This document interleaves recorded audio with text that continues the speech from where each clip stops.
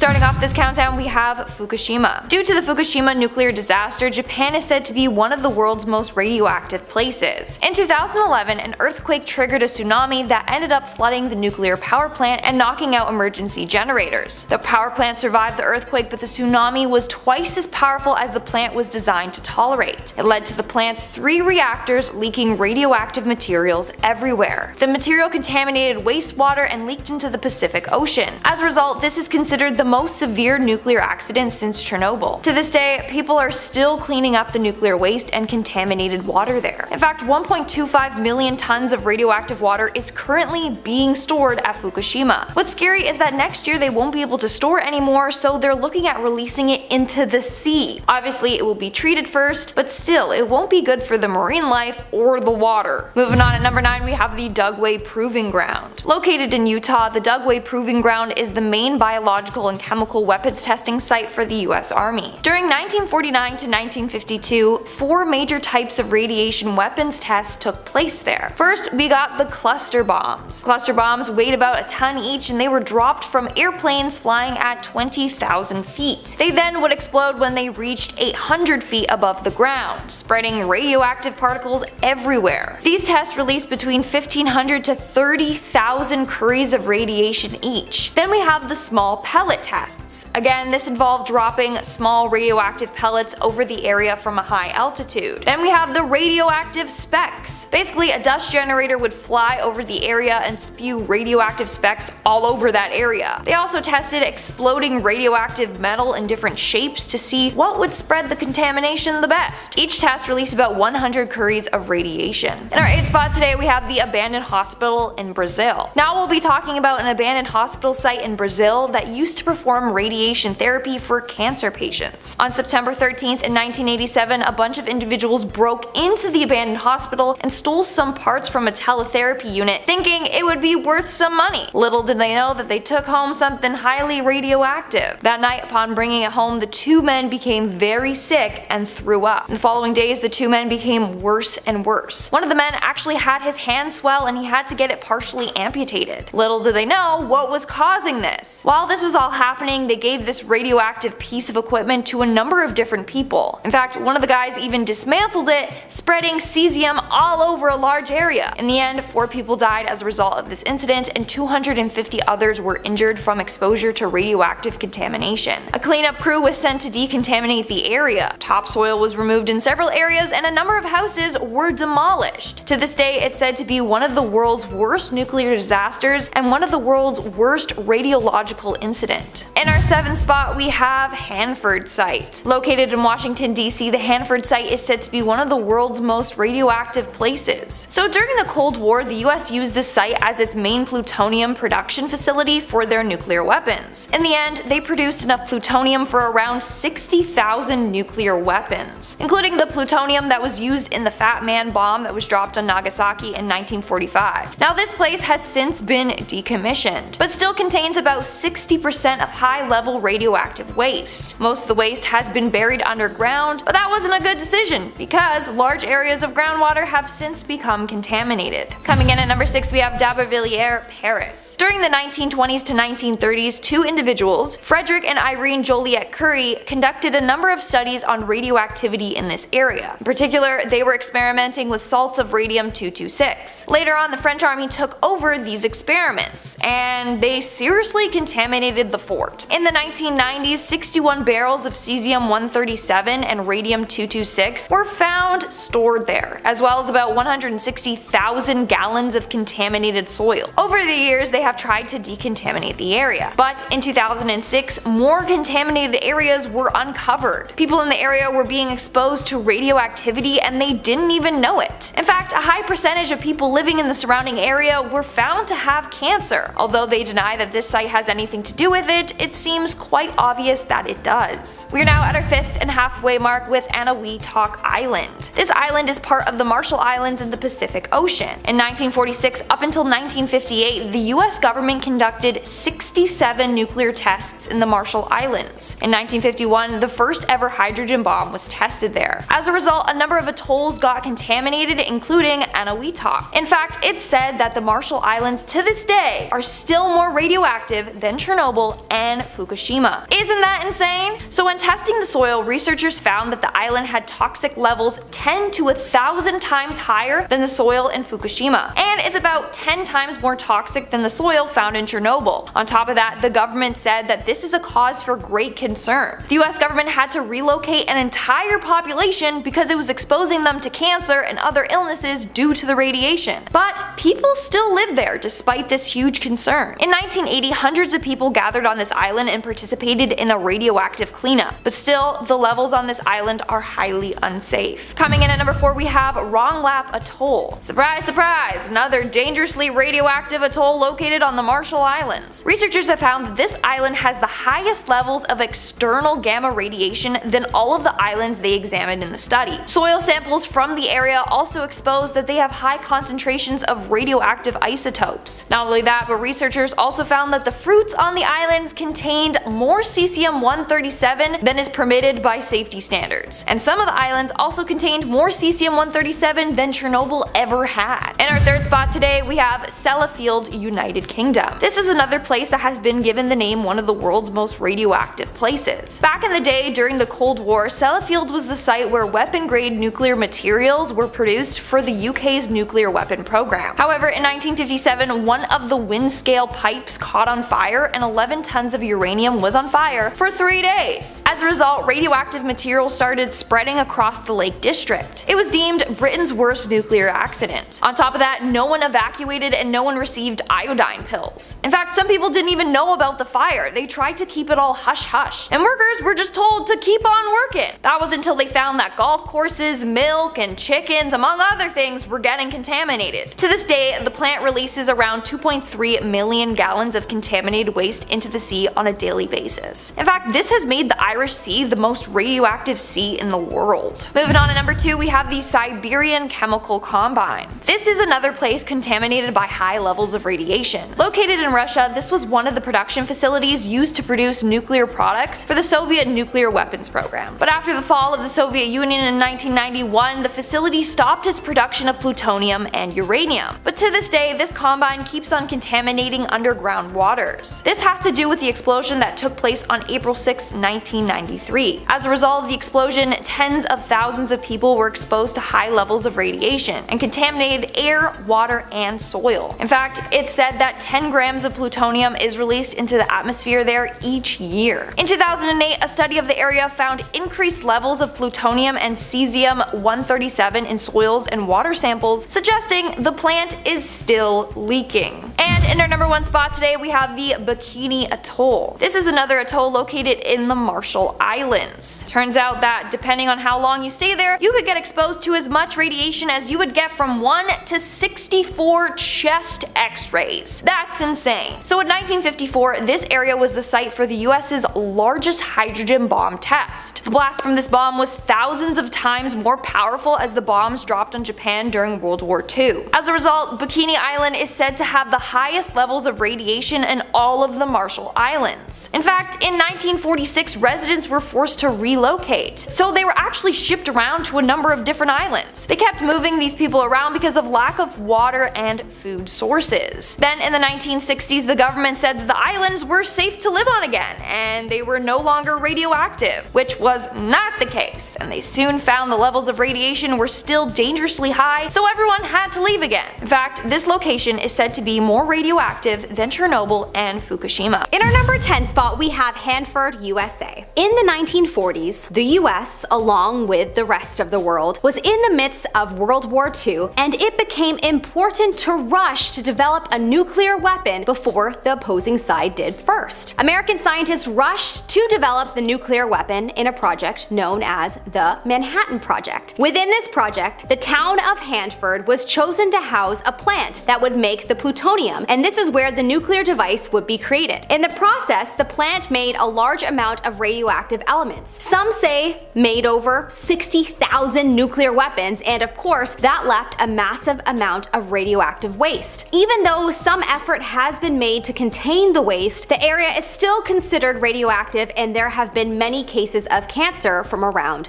the area. In our number 9 spot, we have the Siberian Chemical Combine in Russia. The Siberian Chemical Combine was founded in 1949, and it extremely helped the Soviet Union's weapons program. The factory made plutonium and highly enriched uranium, everything needed to produce nuclear devices. Production began to decrease as the Cold War ended, and eventually it shut down in 2008. Although closed, it has become a sort of storage unit for toxic chemicals and radioactive waste. Apparently, some of the containers are even leaking radioactive waste, approximately 113,000 metric tons. This is definitely not a safe place, and you are forbidden from visiting it. In our number 8 spot, we have Mylusu, Kyrgyzstan. Apparently, Mylusu was rich in uranium used in nuclear weapons, and that is why the Soviet Union created a mining facility there. Supposedly, toxic waste was buried in the area that was mined. This area was heavily mined, and so therefore there was quite a lot of toxic waste disposed and put in the excavated areas. Apparently, because of this, the area around the mine is known to have earth tremors, which are believed to be because of the buried waste. Yikes. Definitely a place you want to stay away from. In our number 7 spot, we have Sellafield, UK. This one is a super sad story, and I cannot believe that I never knew about this, as my mom is actually from a town pretty close to Sellafield. Basically, there was a nuclear plant in the town that would produce a large quantity of plutonium. The plant unfortunately would release its radioactive waste into the sea daily, and it is said that at one point it was releasing as high as 8 million liters daily. There was a massive fire in 1957, and radioactive fumes went into the atmosphere. It was one of the biggest nuclear disasters, and thousands of people developed respiratory problems from breathing in the air. Many animals in the sea also died due to the waste in the water. The area has had a lot of cleanup, but I would still be weary of going there today. In our number 6 spot, we have Goiás, Brazil. In Goiás, Brazil, 1987, there was an abandoned hospital that was broken into, and the robbers became attracted to a glowing, shining material. They carried it along with a machine, and little did they know that it was a cancer therapy device. They called many people, friends and family, and their family's friends, to look at the device. When many of them began to get sick, 4 died and 250 were admitted into the hospital before the government stepped in, but at that point, radioactive particles spread across this area, and some believe it to still be contaminated today. Lesson here: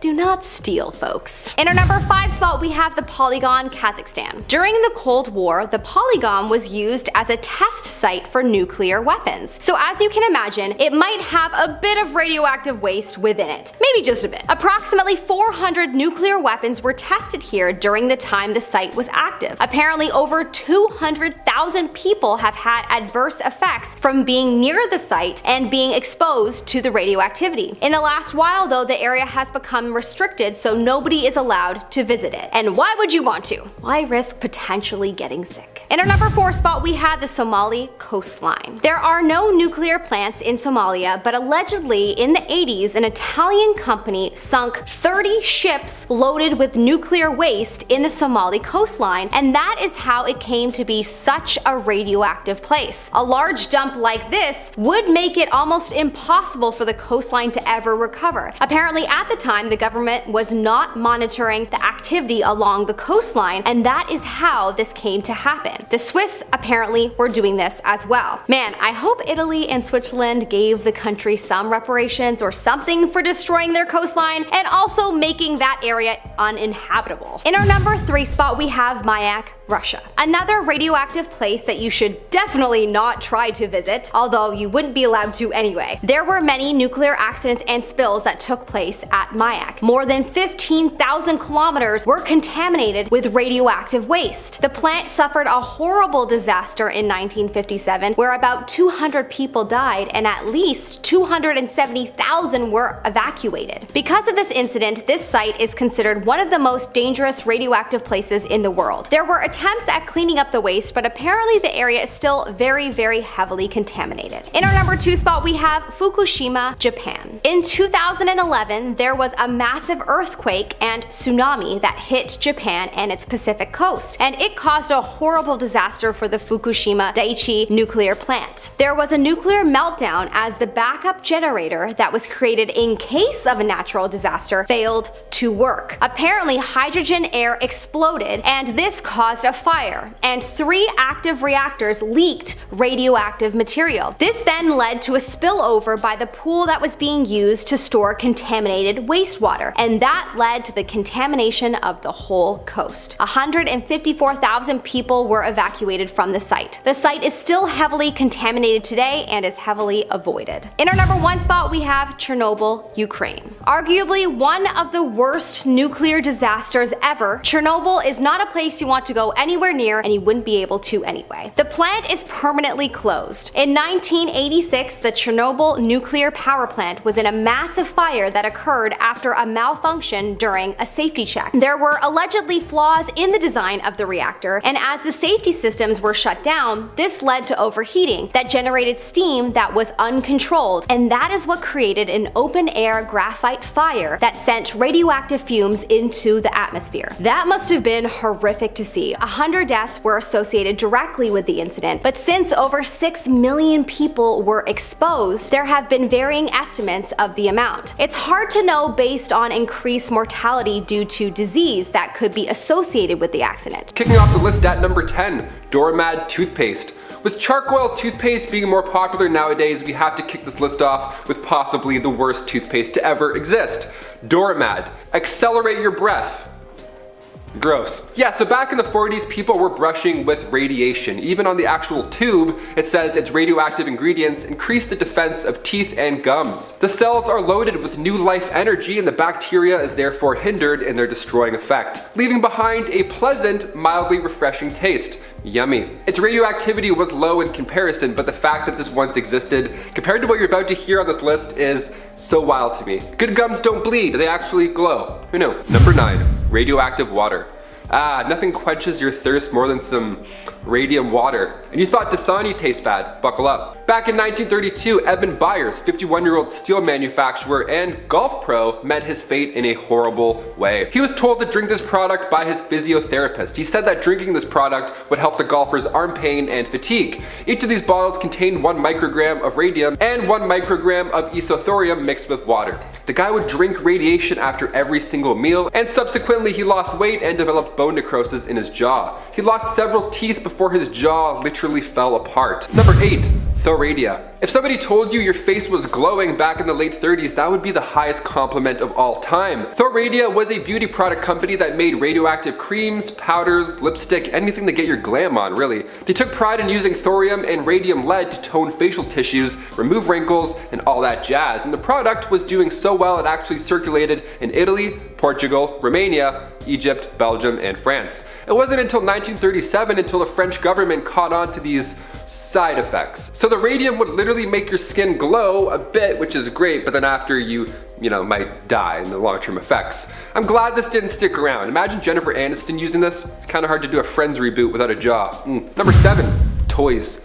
This holiday season, here's a fun playset to absolutely avoid. The Gilbert U-238 Atomic Energy Lab toy set sounds fun, I guess, when you say it out loud, and it looks quite fun upon first glance, but when the company released this kit back in 1950, it was all but games. Gilbert, who was a successful toy maker, businessman, even magician, believed that his line of work should be fun, yet informative. He was nicknamed the man who saved Christmas after he convinced the US Council of National Defense to not ban toy purchases during World War I around the holiday season. He was a big deal, and he meant well. This set was around $50, which back in the day was actually quite a lot. The price was justified apparently, as the set was, well, actually radioactive. And that wasn't even the reason it had been discontinued, believe it or not. They actually stopped making them because they were just too expensive. Now, the Atomic Energy Lab contained this cloud chamber where you can actually see alpha particles traveling at 12,000 miles a second. Imagine asking for a light bright and then you open this. I'd rather find coal. I think I'd rather find coal. Number 6, watches. New Jersey, 1916. When a factory opened its doors and hired 70 women, the first employees out of 1,000, it was considered a well-paid job. This was a big deal. The job was simple and some would say artistic. These women would apply small amounts of radiated paint to these tiny dials so you could see the time, day or night. They were told to point the brushes with their lips, and if you're already sensing a pattern here, things are about to get a whole lot worse for these ladies. Later known as the Radium Girls, it took years for these long-term side effects to take place. The company told the girls that the paint was harmless. Of course they did. These poor ladies were literally poisoning themselves on the clock. Now eventually these women started to suffer from burns, ulcers, and horrible aches with their jawbones too starting to dissolve. This is extremely sad, and a side effect from working here was that all this radioactive dust would fill the air. So these ladies loved their job. They actually wore their good dresses to work in hopes that it would maintain this radioactive shine when they got home. Horrible. Number 5, the Trico system. Instead of plucking your eyebrows before prom, if it was still the 1920s, you would ideally want to use the Trico system to remove those unwanted hairs. This device was booming in the 20s. Hair salons had to have this thing. By 1925, there were over 75 systems installed in beauty shops, and what you would do is sit at this large desk, face this small window for a few minutes, and then boom, you're beautiful. Just like that after 20 treatments of this. It's not that fast of a system. But then you'd be beautiful, so I mean, I guess 20 visits makes sense. They used X-ray technology on their faces way back in the day. So in 1929, Trico problems were on the rise. Ulcers, carcinoma, keratosis, death. This was not the solution you wanted. Just do this, just pluck everything. Even get some tape, scotch tape, anything's better than that. Don't do that. Number 4, fluoroscope. Overpronation, low arches, a little bit of radiation, Dr. Scholl's can certainly help with that. A proper measurement of the foot is the first step to a healthier lifestyle. If you're off by a half size in either width or length, you're setting yourself up for future problems. I worked at New Balance, trust me, I know what I'm talking about. So when X-rays started being used to properly measure up the family foot sizes in stores, it sounded like an ideal start to an otherwise exhausting process. This began in the 1920s and everybody used these things. Adult, kids, it didn't even matter. It was completely normal. By the time the 40s rolled around, scientists were concerned about the radiation level emitting off of these machines. Eventually, and thankfully, they were banned. The little thing we use today is so annoying, like with the it's always so cold too when you're measuring your foot. You're like, 11, I'm 11, stop. Also wrong foot. Number 3, chocolate. Halloween is right around the corner, so what better time to mention the spookiest chocolate of all time. Burke and Braun's radium chocolate. Doesn't that sound appetizing off the bat? These delights were sold between 1931 to 1936, and it was praised for the effect that it had on consumers. Instead of getting a tummy ache after downing some of Burke and Braun's chocolate, you would feel rejuvenated. Nice. The chocolate was made in that radium water that I mentioned earlier with the golfer and the arm stuff, so you know it's gonna be bad news real soon. Of course, as time went on, these horror stories started to get out. Folks decided, you know what, maybe eating radium chocolate wasn't a good idea. Who knew? Besides, mini eggs are also way better. I'll eat 1,000 of those and definitely feel rejuvenated. That's for sure. Number 2, antiques. So we heard the horrors that came to be after the radium gals were told that it was safe to lick radiated paintbrush, which is a horrible idea. So when we talk about clocks or other antiques, the same concerns come to mind. We needed a way to tell the time in the dark, be it on a wristwatch or in our homes. And back then we didn't know how to do it without these radioactive materials.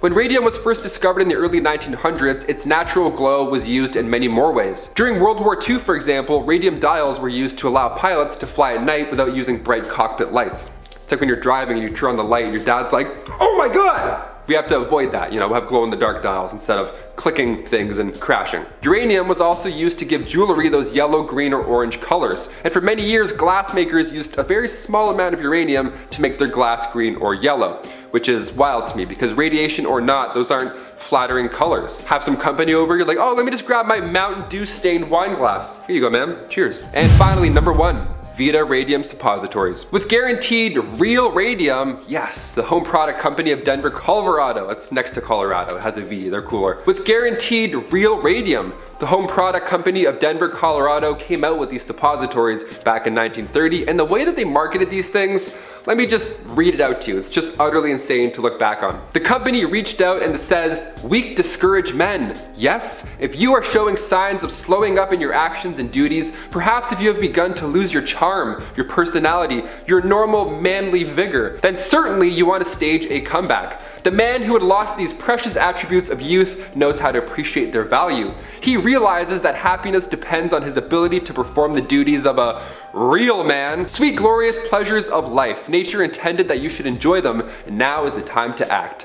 Then they put radiation right up their That's the plan. The initial goal here was to, of course, feel better, but instead of waking up a new man feeling refreshed, users eventually stopped waking up in general. Also, what an insane marketing ad. They're like, "Hey, are you a real man?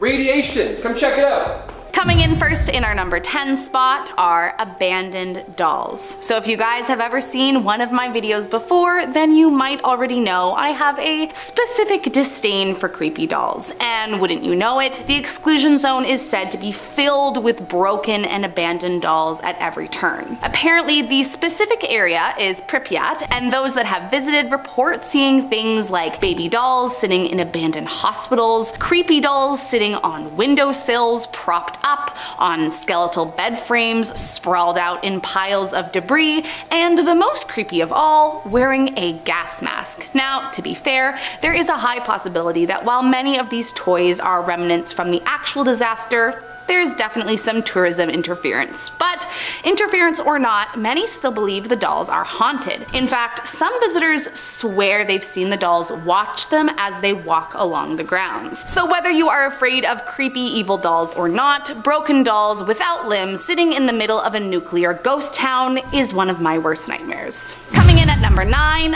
a natural earthquake. Okay, so I'll start off by saying this might not fully be a creepy encounter, but it's definitely a strange little piece of the puzzle that I had never heard about until now. Apparently back in 1996, there had been a study to explore the possibility of an earthquake being a partial reason for the explosion of Reactor 4. However, experts quickly revealed that report had over 80 discrepancies, and so it was kind of thrown out as a theory. But the following year, in 1997, a separate group of scientists from the United Institute of the Physics of the Earth decided to revisit the study, and they came to an interesting conclusion. So as they reported, the night of April 25th, 1986, which was the night prior to the disaster, 3 nearby geological stations recorded a relatively weak seismic event. Now, normally this probably wouldn't be cause for concern, but according to the study, the earthquake, albeit small, is thought to have occurred a mere 16 seconds prior to the explosion, and could have potentially caused an issue with the proper insertion of the graphite rods designed to protect the reactor, as the facility lacked proper protection from seismic movement. I mean, if nothing else, it's definitely a strange little coincidence. Coming in at number 8, weaponized earthquake.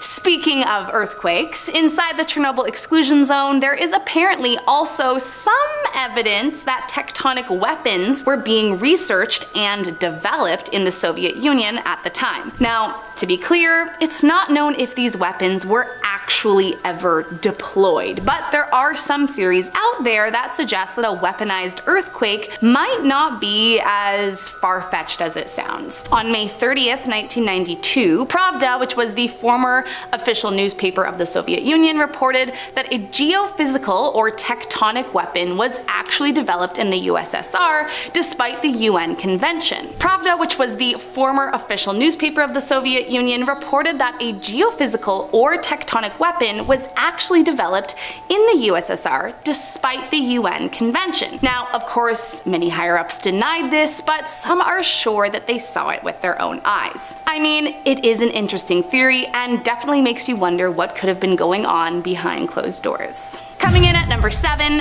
faked photography. So believe it or not, Chernobyl is actually a pretty big tourist destination spot. And along with any tourist destination comes many photos. Now, there are some pretty famous photos that we associate with the abandoned area. However, according to photographer Darman Richter, a lot of these photos we see aren't actually authentic, but rather a facade created to make money off those who love dark tourism. Richter, who visited Pripyat for his own photography, said the city was desolate in many ways and still very dangerous. However, a lot of the chilling photos that have become famous online have been manufactured by photographers looking to create the perfect horror shot. Quote, "I observed countless instances of tourists moving these artifacts around or repositioning furniture for a better shot." He then says, quote, "I watched a photographer arrange stuffed bears and little dolls so that they sat in line along the edge of a bare metal framed bed." I mean, it's no secret that we live in a very curated world where everyone is posting their best moments, but something about trying to curate a disaster zone is definitely a very strange thing to think about. Coming in at number 6, immortality seekers. On a little island in Greece called Gavdos, there is an unsuspecting group of 7 Russian scientists who have created a commune and set out for the impossible, immortality. Apparently their founder, Andrei, had been exposed to high amounts of radiation after a voluntary trip to Chernobyl shortly after the blast. Andrei was, of course, advised to go to a clinic in Moscow for treatment. However, believing it was a lost cause, he apparently decided to settle in a small village and live out the rest of his life there. But this is where it gets a little strange. He lived. Now, this is sort of a conspiracy theory, I will admit. However, there are many that believe the scientists chose Gavdos in an attempt to seize control of the Earth and become immortal. The scientists created a tight-knit relationship with the church, and according to a documentary that was being created about the community, quote, "They feel they need to reconstruct the world and implement the birth of a new immortal human." Apparently, the scientists even began building a Greek temple where they aimed to revive Pythagorean philosophy and unearth forgotten Greek mysteries. All of which is said to be in the pursuit of immortality. Which, okay, I know it's all a little far-fetched, but I mean, if it turns out to be true, it would definitely be creepy. Coming in at number 5, Bible predictions. There are a ton of wild predictions out there, and I'll leave it up to you to decide whether or not you think that prophets and seers really do see into the future or not. That being said, there are some out there that believe the Chernobyl disaster was actually predicted in the Bible. According to the book of Revelations, quote, "And the third angel sounded the trumpet, and a great star fell from heaven, burning as it were a torch, and it fell on the third part of the rivers and upon the fountains of waters. And the name of the star is called Wormwood. And the third part of the waters became wormwood, and many men died of the waters because they were made bitter." Now, at first you're probably wondering, what on earth could that have to do with Chernobyl? Well, apparently in Russian, Chernobyl is said to mean wormwood. Now, could this be a coincidence? Sure, but it is definitely a bit strange. On top of that, the fires from Reactor 4 have been likened to a torch, and it's believed the third trumpet referred to the accident itself, while the bitter water had to do with radiation. So, what do you think? Was disaster predicted in the Bible? Coming in at number 4, mutated farm animals. At first it might sound like something from a science fiction novel, but according to ThoughtCo, just after the disaster, and again in 1989 to 1990, there was a huge spike in malformed farm animals. Many believe this phenomenon coincides with a failure of the sarcophagus, which was a concrete tomb that crews built around the failed reactor in the hope that it would stop leaking radiation or producing deformed farm animals, which, as we know now, didn't quite work out as hoped. Among the mutations seen in the local cattle, pigs, goats, and horses born in the area after the disaster, some suffered from intensely messed up faces, extra limbs, dwarfism, or unnatural colors. In fact, one tiny little piglet became a well-known victim of the radiation. The poor little thing suffered from a mutation called dipgus, which is when they have duplicated lower limbs, and it is definitely not a great sight, I will say that much. I mean, I love little piglets, but this one is definitely giving off more of a creepy horror movie vibe. That being said, you don't need to take my word for it. If you like, you can actually see it for yourself, as it is apparently on display at the Ukrainian National Chernobyl Museum. Coming in at number 3, graffiti. While you might think that most people would try to stay as far away as possible from nuclear disaster zones, there are a ton of people that sneak into the exclusion zone all the time. In particular, a group of graffiti artists who left behind some eerie art all over Pripyat, painted to appear as permanent shadows, assumingly like the actual ones left on the buildings in Hiroshima after their respective nuclear attack. Creepy black silhouettes adorn the abandoned city, creeping out everyone who sees them. In one room, a little girl with bows in her pigtails reaches for a light switch, while outside, a boy pulls a toy truck toward the corner of a building. On other walls, the figures appear to dance, and in a separate section, 3 young people are jumping, or as some speculate, floating, holding onto each other in terror. Those that have seen them in person say they are incredibly eerie and haunting, and some have even ventured to say that the spirits of the lost souls could live inside the walls, haunting the tourists who walk past. Coming in at number 2, aliens. There are definitely tons of theories surrounding alien involvement in the Chernobyl disaster, and while most theories are actually on the more positive side, with witnesses claiming they saw aliens stopping the disaster from getting worse, one witness, Mikhail Veritsky, had a slightly different experience. Quote, "I and other people from my team went to the site of the blast at night. We saw a ball of fire and it was slowly flying in the sky. I think the ball was 6 or 8 meters in diameter. Then we saw 2 rays of crimson light stretching towards the 4th unit. The object was some 300 meters from the reactor. The event lasted for about 3 minutes. The lights of the object went out and it flew away in the northwestern direction." Now, the question here is, was the alien a part of the other group that people say were here to save the planet? Or were they some kind of rival that was interfering and making matters worse? I mean, honestly, I haven't one sweet clue, but any alleged UFO site is spooky in my books. And last up today in our number 1 spot, the ghosts. Considering that Chernobyl was the location of many deaths, it's not a huge shock that many claim to have witnessed ghosts roaming around the abandoned grounds. But one story in particular really sent shivers down my spine. Andrei Karsakov, a nuclear physicist, was visiting the area back in 1997 and says one morning he arrived at 7:30 and headed over to the number 4 reactor sarcophagus to measure radiation, where the infamous explosion had occurred. Obviously, he was not allowed inside due to the radiation, but as he was taking readings of the radiation from outside, he says he began hearing someone screaming for help from the inside. Quote, "I ran upstairs to tell someone, but they said that when I entered the reactor control room, I was the first person to open that door in 3 years. And the only way to get inside the old reactor is through the doors I came in through. If someone had gone inside the reactor when I was not looking, they would have tripped an alarm that goes off when the reactor door is opened mechanically." He went on to explain that the reactor door also requires a password and a handprint, yet he swore he heard someone screaming for help. Then later that evening, as they were eating, he noticed a floodlight turn on, which should have been impossible since there was no way anyone could be inside. Apparently his colleague tried to ease his suspicions by saying it could have been a power surge, but just as his colleague said that, the light snapped off, as if someone was inside listening to their conversation the whole time. Number 10, Vita Radium Suppositories.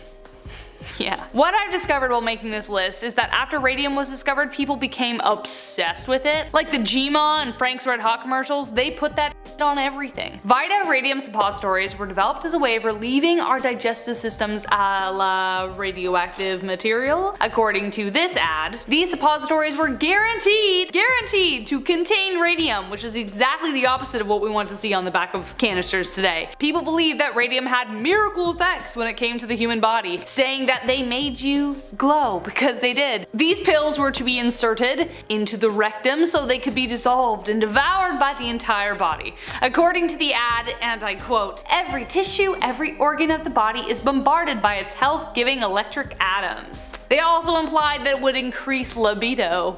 Oh wow. But the only thing that rose to the expectation was the death toll.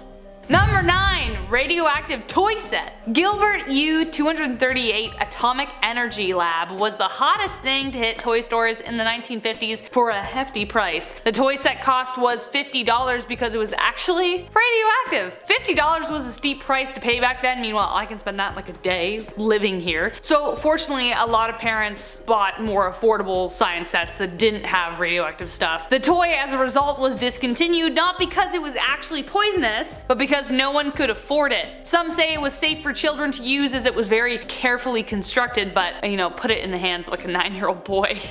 Iffy. The Atomic Energy Lab contained a cloud chamber in which you could see alpha particles traveling at 12,000 miles a second. That would be pretty cool. Like if I was that kid and I didn't know what was going on, I totally would be like, Mom, I want that for Christmas. I would have a blast. Pretty impressive, but definitely something rated for kids like 40 and up with maybe a science degree and like a lab suit. Number 8. Perpetual Sunshine. And no, that's not my nickname, but if you want to call me that, go for it. Wouldn't it be cool if we all glowed like Alina in Shadow and Bone? Yeah, it definitely would. But like if someone offers you any kind of radioactive substance, like run. Get out of here. Radithor was yet another cure-all remedy said to cure everything under the sun. The deadliest snake oil out there. But I should say, we do use radiation today for things like cancer, but we know more or less what we're doing with it now. Radithor was a patent medicine that featured distilled water and 2 isotopes of radium. Perpetual Sunshine in a bottle is what advertisers called it. And it was one of many radioactive elixirs on the market, but sadly, the more a star glows, the faster it burns out. A popular Radithor advocate in 1932 eventually developed holes in his bones, skull, and his entire jaw had to be removed. Still, the man sadly died due to radiation poisoning, so not the miracle cure people thought it was. Unless you didn't like him, that's dark. That's very dark. Okay. Number 7. Thoradia. From cancerous white face powder to radioactive cream, beauty really does kill. I wonder how much of my makeup on my face is slowly killing me. Joke, not a joke. I don't know. Thoradia is another deadly beauty product introduced by a Parisian beauty company that was all the rage. It boasted having thorium and radium lead to help stabilize and promote blood circulation, tone the facial tissues, eliminate fat, and remove wrinkles. Product toured Belgium, Italy, Portugal, Romania, Egypt, and of course, France. Radium's energy was useful as far as creating a natural luminous appearance, but in 1937 the French government put a massive restriction on the sale of products that contained thorium and radium, forcing them to stop using the ingredients. Like, it was almost as if the government was catching on to some not so dewy glow side effects. Beyond cosmetic, the cream was also recommended for scrapes, bruises, herpes, frostbite, you name it. Some clients might not have seen the effects of these chemicals right away, but their later ailments definitely had a relationship to the miracle cure makeup.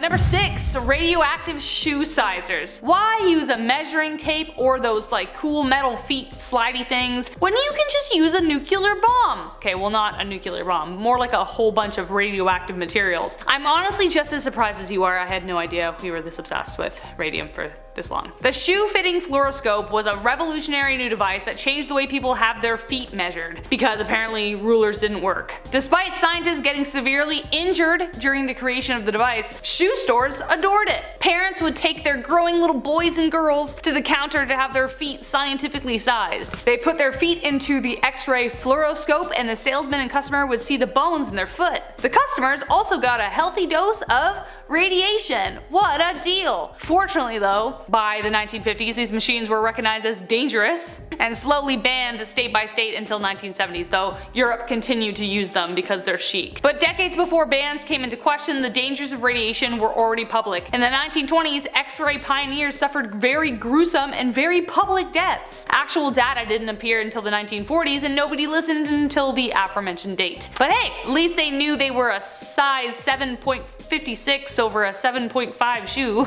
That's helpful. Number 5. Radioactive toothpaste. Everyone wants to have a smile that lights up a room. Yeah! Radioactive toothpaste, a joy for dentists around the world. So we know by now that people freak out at radium for breakfast because they were convinced it could cure everything, even bad yellow teeth. A German company called Our Company wanted to get out of the steadily building war business, so they came out with thorium toothpaste in order to divert their supplies away from the Yahtzee, evil German people, nuclear initiatives, especially after they knew Germany was going to lose the war. Marketed as the scientific toothpaste, they advertised that the radioactive chemicals will be able to hinder the bacteria in the mouth, which I guess would be technically true, therefore creating healthier teeth. But unfortunately, the opposite was true.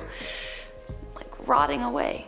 It's awful. Number 4, the Trico system. Look, I hate waxing too. I hate it. I've tried it twice, and to this day I refuse to put myself through that kind of pain for a bikini pic. Like, I'm just not gonna do it. It's the worst. I get it, it's a struggle the Trico system was eager to solve, and it did, kind of. The Trico system was a hair removal device that became a must-have in every hair salon in the 1920s. It would remove hair painlessly. All you had to do was sit at a mahogany desk and face a window. When the flip was switched, there was no burning, just a slight hum from the machine, and boom, no unwanted hairs. Except there were some horrendous side effects. Yes, it would remove the hair, but soon women and men would develop cancerous ulcers, carcinoma, and death. The reason? They were using X-ray technology, which is, as we know, radioactive. It would be administered to the skin for a few times and would require anywhere from 15 to 20 treatments to be effective. When the Trico machine was leased out, however, there was no mention of what the technology they used was, and the person administering it wasn't very well qualified either,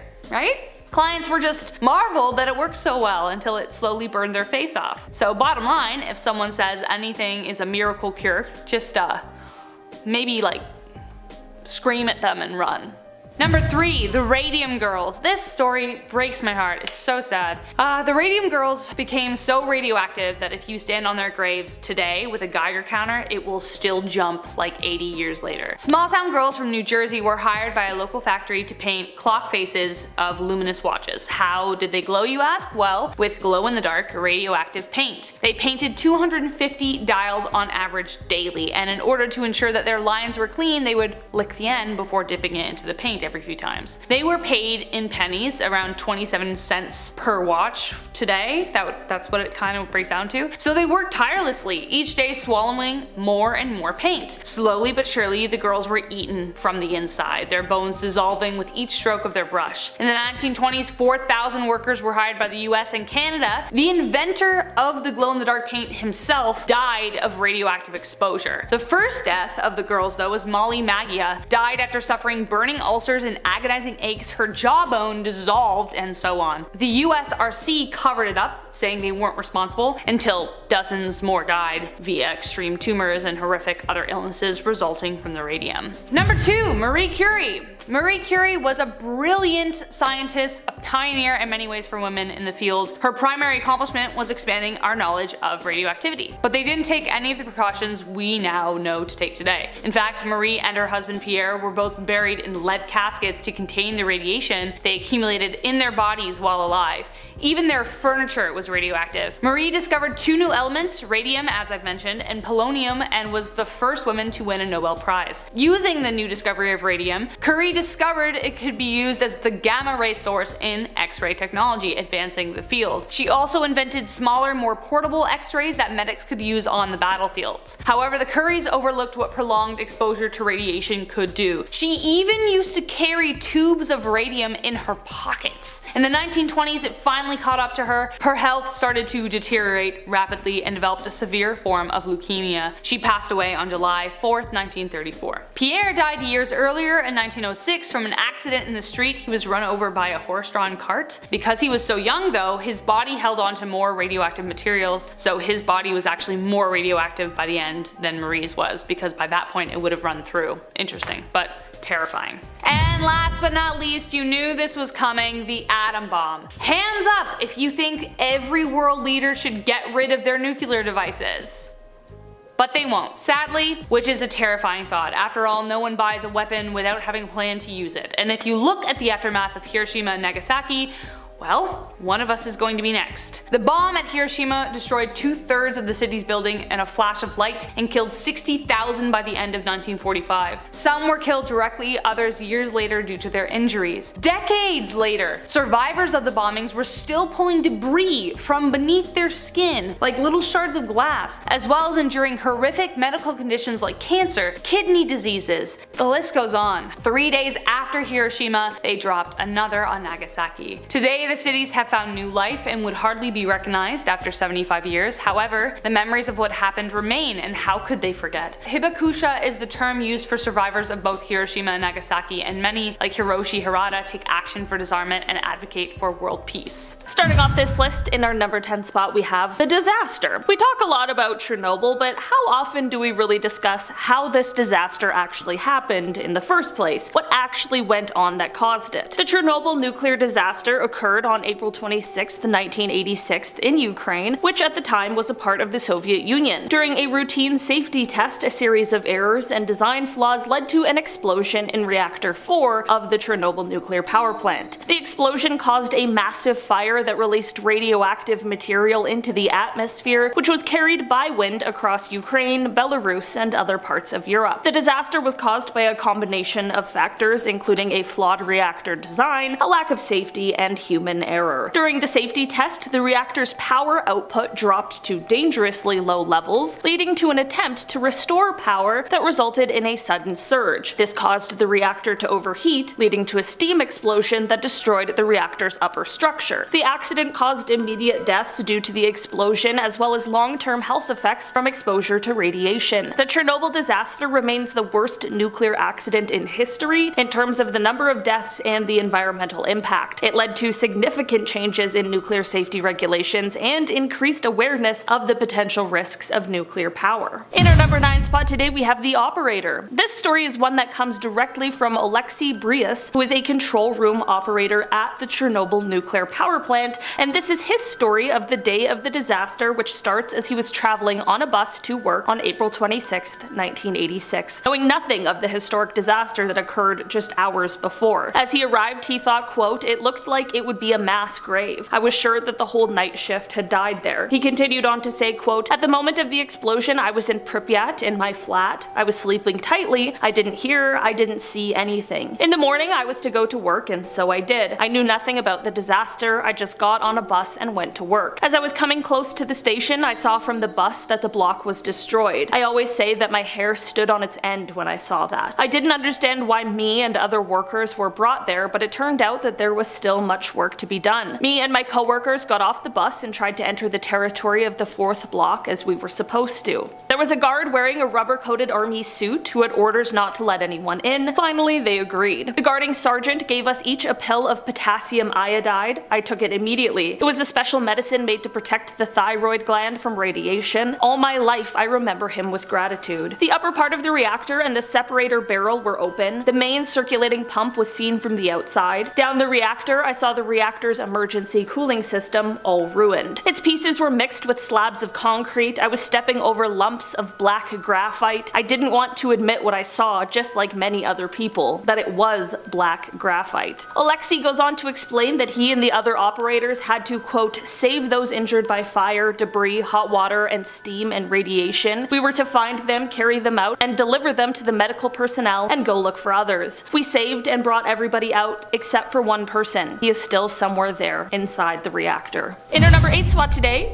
a bit of a bit of a break in the really dark story, we have cows. Alright, cows can cheer anybody up. The area around Chernobyl was known for its agriculture before the disaster, so of course that means there were definitely a lot of cows that could be found. While many people who were forced to evacuate had to leave their animals behind, since farm animals are not only expensive but can also be used as a source of income, many people took their farm animals with them. Unfortunately, however, many of these animals had already been exposed to the radiation in some capacity, and while it didn't affect them right away, the newer generations saw much more of the effects. defects. In 1989, many farmers began reporting birth defects in their animals, some being much more severe than others. As time went on, the cows became less mutated, but that doesn't mean the effects went away. As the cows continued to graze on feed that was contaminated, the effects became more internal. This has led to completely normal-looking cows near the exclusion zone to begin producing milk that is toxic and not fit for consumption. While some of the outside and more visible effects of the radiation has worn off, there are still many unseen effects that continue to be prevalent today. In our number 7 spot today, we have the liquidators. In the immediate aftermath of the disaster, Soviet authorities sent in robots to help with the cleanup efforts in the most hazardous areas. This was an amazing idea until the robots quickly became damaged or destroyed by the high levels of radiation in the environment. The robots faced several challenges, including damage to their electronic components and problems with their movement systems. The high levels of radiation also made it difficult for the robots to function, as the radiation would interfere with the robots' sensors and their controls. Of course, with robots out of the picture, humans were the ones who continued with the cleanup efforts. Known as liquidators, these people were primarily Soviet military personnel, firefighters, and volunteers who were tasked with containing the radioactive material and preventing further contamination, and they faced extreme danger and were exposed to high levels of radiation. Many of these people were working without proper protective gear and in close proximity to the highly radioactive material. Despite these dangers, the liquidators worked tirelessly to contain the disaster and prevent further harm. Many of the liquidators suffered from acute radiation sickness, with symptoms including nausea, vomiting, and diarrhea. Long-term health effects including cancer and other illnesses have also been reported among the liquidators. The liquidators played a very vital role in preventing further harm from the Chernobyl disaster, and they are often referred to as heroes for their bravery and their sacrifice. Many have received recognition and awards for their efforts, but many continue to suffer from the long-term health effects of their exposure to the radiation. In our number 6 spot today, we have the abandoned amusement park. The Pripyat amusement park, located in the town of Pripyat in Ukraine, was set to open on May 1st, 1986, just days after the Chernobyl nuclear disaster. The park was intended to be a celebration of the town's prosperity and the Soviet Union's technological achievements, but it never opened its doors to the public due to the disaster. The park features a Ferris wheel, bumper cars, a carousel, and other rides which still stand today as an eerie reminder of the town's abandoned past. The Ferris wheel is particularly haunting, with rusted and decaying carts. The amusement park was never fully completed and its rides were never tested or operated, and today it serves as a chilling symbol of the devastating impact of the Chernobyl disaster on the town and its people. Despite the danger posed by the high levels of radiation in the area, the Pripyat amusement park has become a popular destination for tourists seeking to witness the haunting beauty of the abandoned rides and the town itself. In our number 5 spot today, we have the pilot. This is another first-hand account from right after the disaster, and this one comes from Igor Pismensky, who was a helicopter navigator following the disaster. After the meltdown, helicopter crews were sent out to try and spread decontamination materials over the site. One of these crews was actually killed trying to do this work after they crashed at the site. Of the disaster, Igor said, quote, "They told us there had been an explosion at the plant, so they needed our help. The mission was, after the firemen, to drop down loads of stuff from helicopters to the destroyed reactor. First sand, then lead, dolomite, boron. We would load up about 15 kilometers distance from the reactor. They would put sandbags into parachutes, then we would take off and pass around in a conveyor fashion. There would be a circle of up to 40 helicopters in the air, which would fly over and right above the reactor every 2 to 3 minutes. No one opened the windows. The chopper was all shut, but it was not airtight. It was not protected against radiation. The view of the destroyed reactor down below, after the main fire had been put out, you could see separate glowing reddish fire beds in the first days. This was the view from the height of 200 meters. Of course, we knew this was dangerous, but what we did not have was adequate protective gear for the mission, but that's the responsibility of those who sent us there. Radiation is considered invisible. It cannot be seen, but you can feel it. That is, you can feel a certain metallic taste in your mouth and a sore throat. Radiation never passes without a trace, so the consequences are always there, and radiation usually hits precisely those parts of the body that are the most vulnerable. So for everyone who's gone through Chernobyl, there are consequences. I remember so well the first time we flew over Pripyat town. The whole town had been evacuated by then, but everything looked sort of surreal. Linen is hanging on laundry lines, on balconies, you see dropped bicycles, abandoned cars, no life around, all people gone, but their stuff is still there. When the catastrophe happened, there was the Soviet Union. We had 15 15 constituent republics playing their part in handling this mess. Today, no country in the world would be in a position to handle the problem of this magnitude if it happened again. In our number 4 spot today, we have the elephant's foot. The elephant's foot is a highly radioactive mass of corium that was formed during the Chernobyl nuclear disaster. It is named after its shape, which resembles that of an elephant's foot. The corium was formed when the reactor's core melted down, causing a mixture of melted nuclear fuel, concrete, and other materials to form into a highly radioactive mass. The elephant's foot is estimated to have had a temperature of around 2,700 degrees Celsius at the time of the accident and emitted lethal levels of radiation. The initial workers who tried to remove the elephant's foot from the reactor died within weeks due to the radiation exposure. Today, the elephant's foot remains extremely radioactive and is still inaccessible. It is estimated to be one of the most dangerous objects in the world, with exposure to it resulting in almost certain death within minutes. In our number 3 spot today, we have Kopachi. Kopachi was a village in Ukraine that was affected by the disaster. The village was situated close to the nuclear power plant, and its residents were exposed to high levels of radiation. To contain the spread of contamination, the Soviet government ordered the evacuation and burial of the village, including burying the contaminated soil under a layer of clean soil. Today, Kopachi remains abandoned and designated as a part of the exclusion zone around the Chernobyl plant. The village and surrounding area serve as a reminder of the devastating consequences of nuclear disasters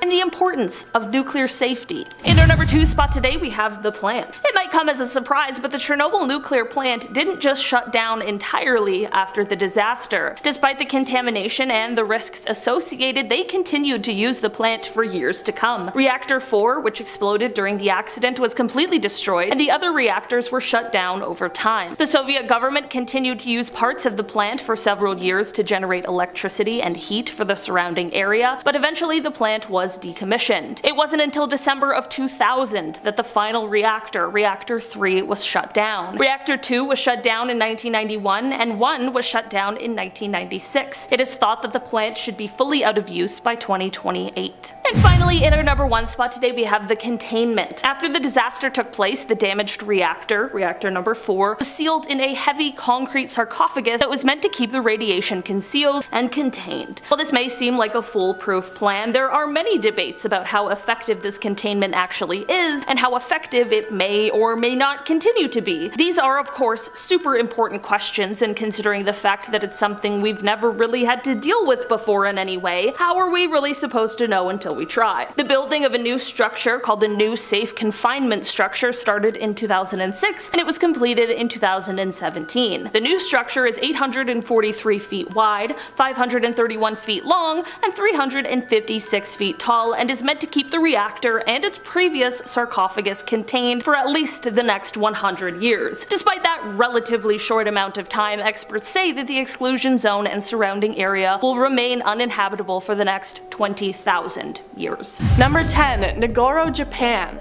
From the outside, this city may seem like any other small riverside village in Japan, but the scariest part of this town is its residents. As you journey through the town, you might see an elderly couple tending to their garden, people shopping at the grocery store, and children attending school. But look closely and you will realize that these people aren't actually people. They are life-size dolls. Only around 20 citizens of the village are actual living, breathing humans, the youngest being over 50 years old. So then, why is there a school full of children? 12 plush scarecrows sit at their desks doing homework while being taught by an equally felted teacher. These tableaus are present throughout the entirety of the village, especially in the abandoned and fading buildings, adding a constant creepy aura to the sleepy little town. It began in 2002 when a resident created a scarecrow of her father, and it has only continued to grow since then. Number 9. Centralia, Pennsylvania. Forget Hunger Games: The Girl on Fire, Centralia, Pennsylvania is the city on fire. This ghost town in the United States used to have thousands of residents and had a booming economy and infrastructure thanks to the lengthy coal mines around and underneath the town. In the 60s, however, they discovered they had an issue with illegal dumping and built a massive landfill, and eventually it came time to burn it out. What they didn't realize, however, was that there was a hole connected to the mines at the bottom of the garbage, and the fire quickly spread to the coal mines beneath the town. They didn't realize it until smoke started billowing out of the ground, and they discovered that there was no way to put the fire out. Residents were forced out of the town as the fire was causing people to pass out in their homes, and massive sinkholes were opening up in the ground. Some people fought to stay, however, and the once bustling town now has only about 5 residents. To this day, the fires are still burning, and the coal underground could allow the town to burn for another 250 years. Number 8. Gomantong Caves in Malaysia. This one doesn't come with any horrible tragedy or ghost story, but is instead a terrifying destination for those of us who hate creepy crawlies. When you first enter Gomantong Caves in Malaysia, you'll notice a large amount of excrement on the ground. That's because the caves are home to almost 2 million bats that sleep there during the day. When you get further in, the walls and floors seem to be moving. That's because what's left behind by bats attracts millions of cockroaches into the caves. It's almost impossible to take a step without trampling on a few of the creatures, so it's probably a good idea not to wear your favorite shoes if you plan on taking a tour. It doesn't end there though, as the caves are also home to swarms of giant millipedes. So basically it just sounds like somewhere I have absolutely no interest in visiting. But apparently at around 8 p.m. every night, you can see the bats leaving the cave in what looks like a massive black vortex. So if you're willing to kiss a few cockroaches to be able to see that, well, that's your choice. Number 7. Haw Par Villa in Singapore. This theme park is one of those places that you just can't believe somebody actually thought, hey, this is a good idea, and went ahead with building it. Haw Par Villa in Singapore is an amusement park that is home to mostly creepy and bizarre statues. This place is known as basically the opposite of Disneyland, as it is themed after the underworld, and the main attraction is the 10 Courts of Hell. It was built and intended to teach children about morality, with statues of people being punished for committing certain crimes. I think would be enough to just tell the children that if they sin, they'll have to spend the afterlife at this theme park. Statues include things like animals eating people, half human, half crab creatures, and various other gory tableaus. For those who are fans of the creepy and macabre, this may be a top tier destination spot, but for the rest of us, I think I'll just stick with Disney for now. Number 6. The Stanley Hotel in Colorado. If you're a fan of The Shining, then you're probably already aware of the Stanley Hotel, as this creepy hotel was the basis for the setting of the movie, a visit in 1974 inspiring Stephen King to write the novel, and the pet cemetery on site of the hotel would also serve as inspiration for another book he would write, of course, Pet Sematary. The large estate sitting at the bottom of the Rocky Mountains has a long history, as well as a long history of ghostly hauntings and inexplicable encounters. A ghost tour highlights a lot of the main specters that are said to roam the rooms and halls of the hotel. Stanley himself and his wife Flora apparently remain there, seen within the bar and playing the piano respectively. A few of the rooms are reportedly haunted with specific ghosts. 407 haunted by Lord Dunraven, and 418 is haunted by children who can be heard laughing. Stephen King had stayed within room 217, outside of which a ghost of a young boy is said to appear. The author said he had seen the child himself, and that he was apparently calling out for his nanny. Number 5. Poveglia Island in Italy. Known as Italy's most haunted island and sometimes considered one of the most haunted places in the world, Poveglia Island is home to a long and twisted history. When the bubonic plague was sweeping populations, those who were sick were sent off to Poveglia Island as a sort of quarantine zone, and the same happened when the Black Death was going around. In the late 1800s, an asylum was built on the island.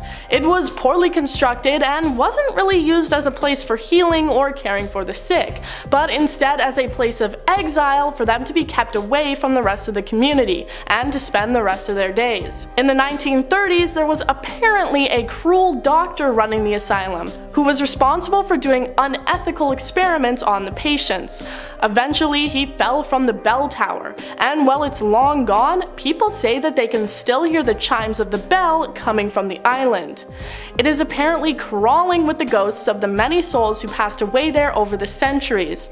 If you want to check it out for yourself though, you may find it quite difficult, as Italy prevents any tourists from visiting the island, and there is a lengthy application process to even be considered.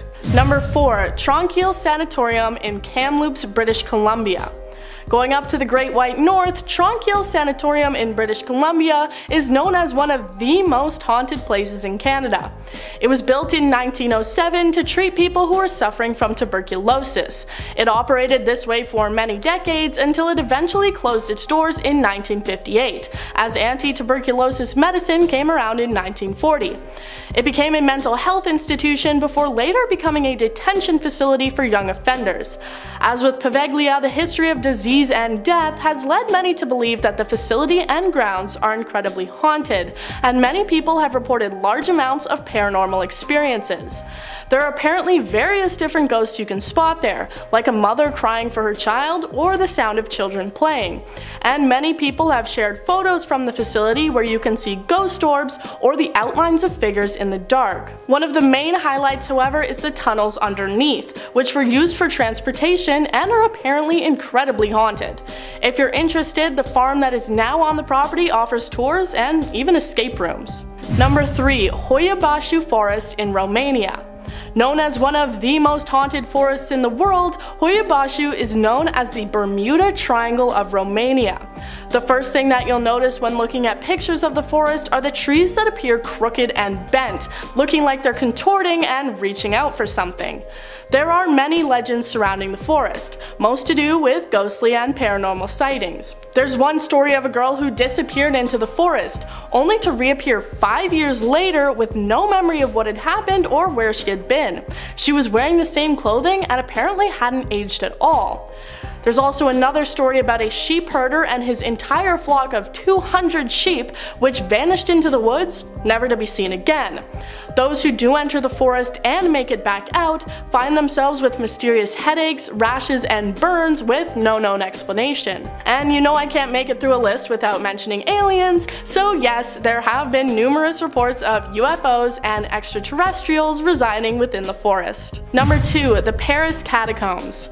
Claustrophobic underground tunnels filled with 6 million bodies? Of course it's haunted. The Paris Catacombs were created in the 18th century when the cemeteries were becoming overcrowded and they needed to find a quick solution. The 200 miles of tunnels lined with skeletons are home to plenty of ghost stories, legends, and petrifying encounters. One of the most famous stories comes from the 1990s when a group was exploring the dark tunnels and they found an abandoned camera. It had footage on it, and when they played it, they were disturbed to find footage of a man who was clearly lost, running through the catacombs before he eventually drops the camera. Nobody knows what happened to the man or where he ended up. It's also said that if you're there after midnight, the walls will start to speak to you, dismembered voices urging you to venture deeper and deeper into the tomb until you're no longer able to find your way out. Number 1. The Island of the Dolls. In the mid-20th century, a man named Don Julian left his wife to live alone on an island on a lake in Mexico. Shortly after he had moved there, he discovered the body of a girl in the river, followed by a doll floating by. He took the doll and hung it from a tree in an attempt to appease the girl's spirit, but apparently it wasn't enough. For the next 50 years, he would collect dolls from the trash and canals and hang them from all the trees on the island. The dolls and toys are all in various states of disrepair, some completely falling apart, making it one of the creepiest islands on Earth. In 2001, Don Julian himself passed away, his body being discovered in the river. The dolls that still remain on this island to this day are supposedly haunted, there being many reports of their eyes moving to look at you, their arms moving as though to reach out to you, and apparently whispering to each other in the night. If the photos of the island aren't enough to scare you away, you can get onto the island for yourself for just around $2 a person. But once again, I'll leave the exploration up to you guys.